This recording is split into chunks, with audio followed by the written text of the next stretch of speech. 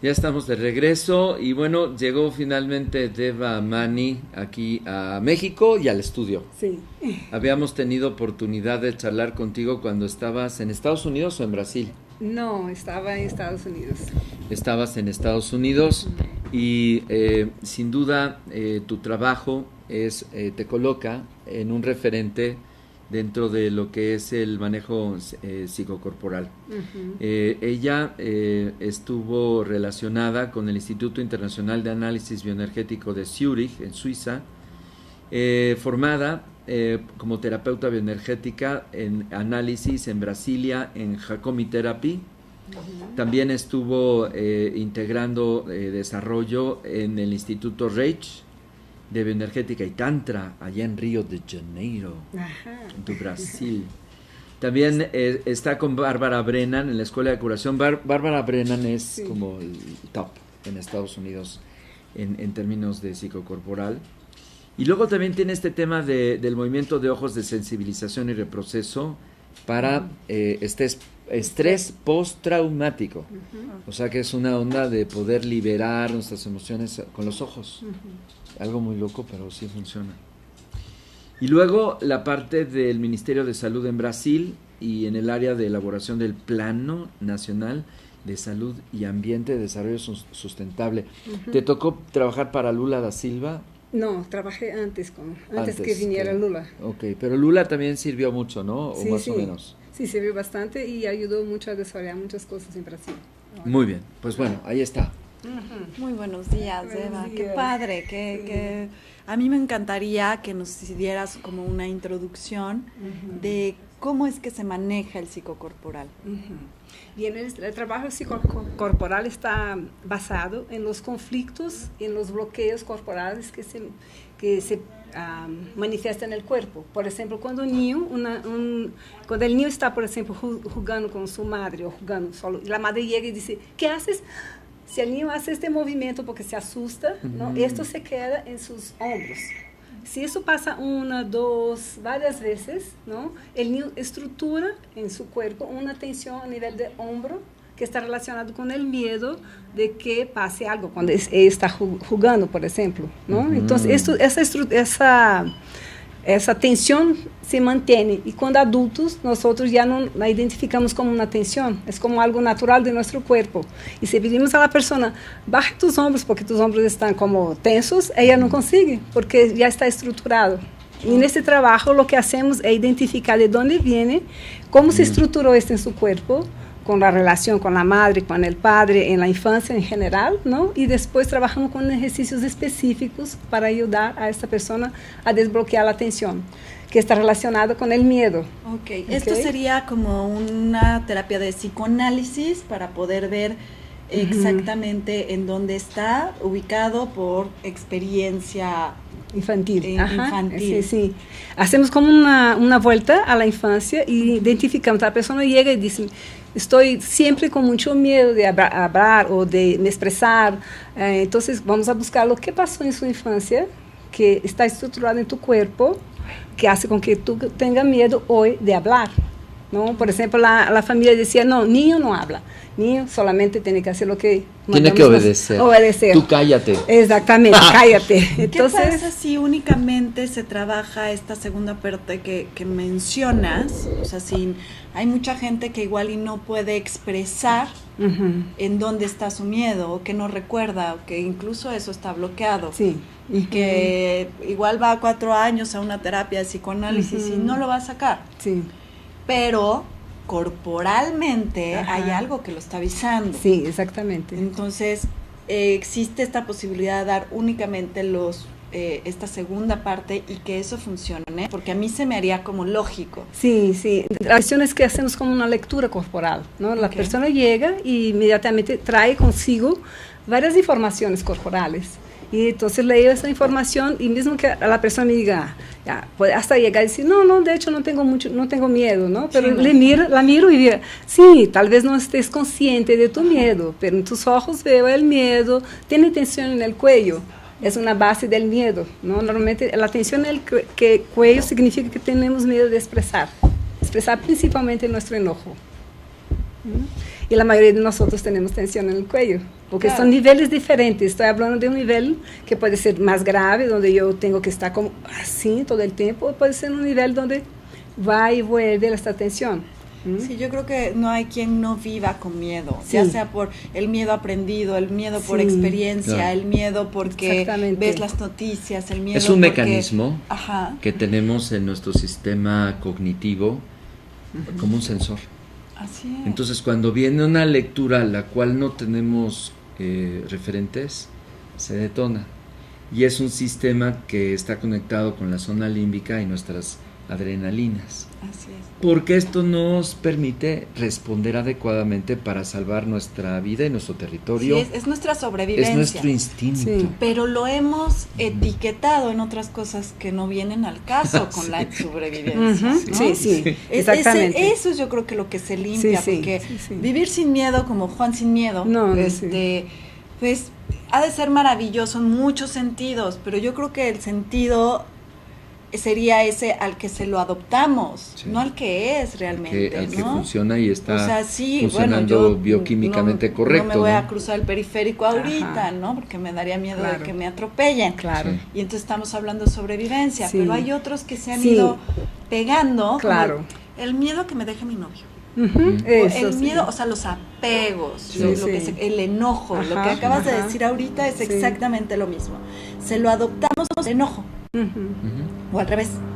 ¿No? Y la cuestión es que el miedo hace parte de la vida. Tenemos que tener miedo, por eso que decía, ¿no? Si no tengo miedo, ¿cómo voy a cruzar el periférico con tanto tráfico? La cuestión es cuando el miedo nos toma.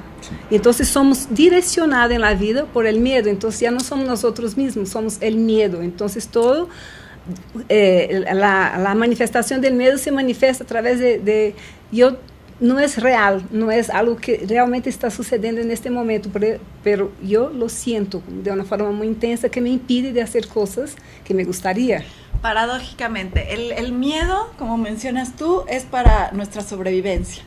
Cuando lo adoptamos, o sea, su respuesta, su función es exactamente no vivir tu vida. Exactamente. Sí, porque aquí presente. nos bloquea. Exactamente. Claro. Y interrumpe esta extraordinaria capacidad, claro, para poder asumir tal cual la realidad.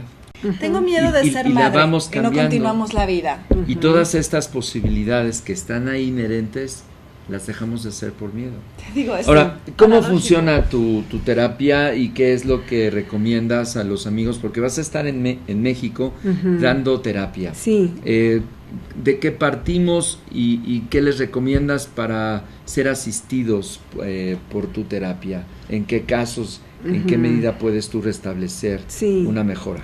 Entonces, trabajo con las personas que, por ejemplo, este hecho, y aquí en México se vive mucho los temblores, por ejemplo, ¿no? Entonces, esto genera en el cuerpo una tensión crónica que se ¿cómo se dice? Que se manifiesta, ¿no? Que está como apegada en la pelvis, porque la pelvis tenemos un músculo que se llama psoas, que es donde se concentra el miedo. Cada vez que tenemos un miedo, este músculo se contrae y se mantiene contraído.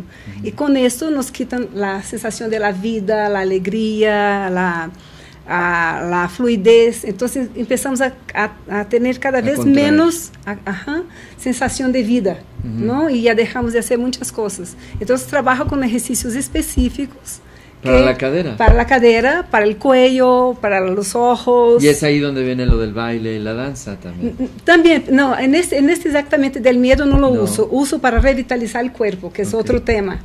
Trabajo con la vitalización del cuerpo y también con el miedo. Eso es en la danza. La danza es el revitalizando el cuerpo. El miedo, desbloqueamos las tensiones que hay en los ojos y en el cuello y en la pelvis.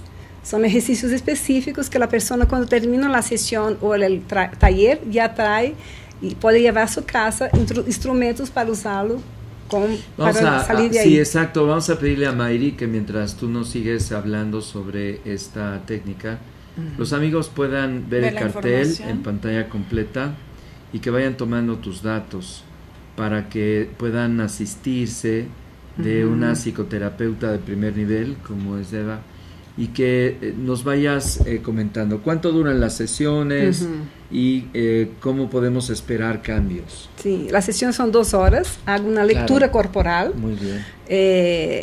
De la persona y le digo, hago una conexión con su historia de infancia y con el tema actual, ¿no? Sí. La persona puede llegar, como decía, ¿no? Tengo un problema con mi novio. Entonces vamos a analizar de dónde viene esto y vamos a trabajar a nivel corporal, en la estructura de la persona, dónde están los bloqueos que la impide, ¿no? De liberar su corazón para tenerlo, porque muchas veces imaginamos muchas cosas y al viverla no corresponde, ¿no? Porque tenemos algo que nos impide de sentir. Entonces podemos crear que no podemos ni expresar. Sí, y muchas veces es una imaginación, ¿no? Deseo a alguien, lo imagino, lo creo, pero la realidad es otra. Entonces, cuando estoy en la realidad, lo rechazo y entonces no pasa nada y me quedo aquí como triste, enojada, porque no sucede lo que yo espero. Eso que nos dice Deva es bien importante en términos del diagnóstico. Y el cuerpo lo avisa, como tú decías.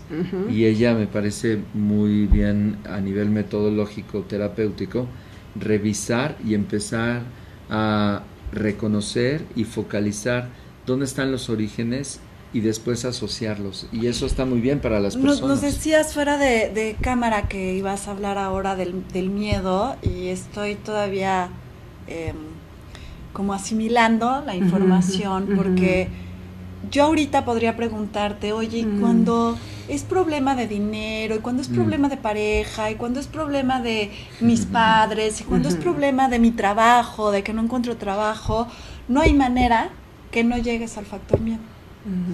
O sea, es el Ahora lo voy a comentar, factor pero común. ¿tú cómo ves? ¿Ah? ¿Cómo manejar eso? De que siempre el miedo Todas está estas amenazas Ajá. que siempre te plantea la realidad, que están ahí, pero que no tenemos un buen manejo, un buen entrenamiento. Más que un entrenamiento, creo que son cosas que nosotros no tenemos conciencia, ¿no? Por eso trabaja con el cuerpo, porque es el inconsciente visible.